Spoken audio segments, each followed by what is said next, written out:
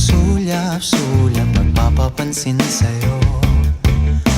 Umabot sa palitan ng mga mensahe, kilig na kilig ako. Kumusta, kain na, hello, magandang umaga. Ingat ka, pahinga, huwag kang masyadong magpupuyat pa. Naramdaman ng puso na dahan-dahan akong nahuhulog sa'yo. Sa kada araw natin na pag-uusap, meron nang namumuo. Ngunit di ko na alam kung anong patutunguhan. Ang hiling ko lang naman na itong naramdaman.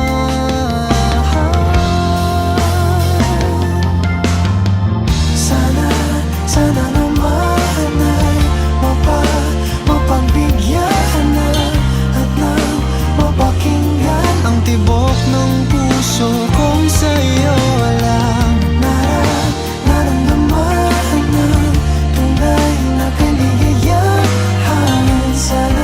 Sana naman mapagbigyan ang tibok ng puso.